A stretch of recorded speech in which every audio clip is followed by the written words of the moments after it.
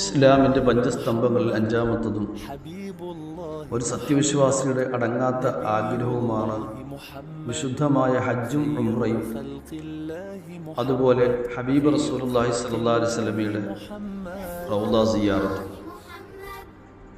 വിശുദ്ധമായ മക്കത്തുൽ മുക്കറമയിലെ കഅബ ശരീഫും അവിടെയുള്ള ഹജറുൽ അസ്വദും പരിശുദ്ധമായ മഖാമു ഇബ്രാഹിമും സഫയും മറുവയും ഉൾപ്പെടുന്ന സംസം ഉൾപ്പെടുന്ന ആ മഹത്തായ സ്ഥലങ്ങളിലേക്ക് എത്തുക എന്നുള്ളതും വിശുദ്ധമായ തവാഫ് കർമ്മം നിർവഹിക്കുക എന്നുള്ളതും ദുആയ്ക്ക് ഉത്തരം കിട്ടുന്ന സ്ഥലങ്ങളിൽ പോയി ദുആ ചെയ്യുക എന്നുള്ളതുമൊക്കെ വലിയ അനുഗ്രഹമാണ്, ഭാഗ്യമാണ്.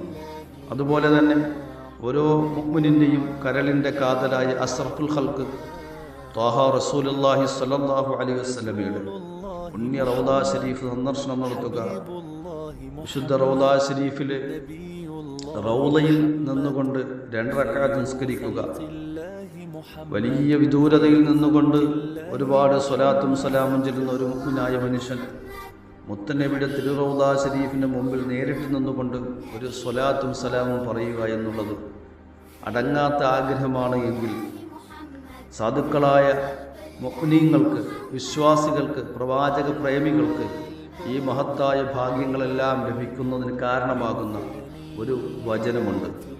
ആ വചനം ഹബീബ് റസൂലുള്ളാഹി സ്വല്ലല്ലാഹു അലൈഹി വസല്ലമ തങ്ങളുടെ തിരുറൗള ശരീഫിൽ ഉല്ലേഖനം ചെയ്യപ്പെട്ടിരിക്കുകയാണ്. ആ മഹത്തായ വചനം പതിവാക്കുന്നവർക്ക് ഈ ഭാഗ്യമുണ്ട്. അതെ, ലാ ഇലാഹ ഇല്ലല്ലാഹുൽ മലിക്കുൽ ഹഖുൽ മുബീൻ മുഹമ്മദുർ റസൂലുള്ളാഹി സാദിഖുൽ വഅദിൽ അമീൻ എന്ന ഈ പരിശുദ്ധമായ വചനം ഏതെങ്കിലും ഒരു ഫർദ് നിസ്കാരത്തിന് ശേഷം, ആ നിസ്കാരത്തിൻ്റെ ദിക്ർ ദുആകൾക്ക് ശേഷം 33 പ്രാവശ്യം ദിനേനെ പതിവാക്കി കഴിഞ്ഞാൽ ഈ മഹത്തായ സൗഭാഗ്യം നേടുമെന്ന് മഹാന്മാർ അവരുടെ കിതാബുകൾ രേഖപ്പെടുത്തുന്നു. അല്ലാഹു തആല നമുക്കൊക്കെ ഈ ഭാഗ്യം തന്ന് അനുഗ്രഹിക്കുമാറാകട്ടെ.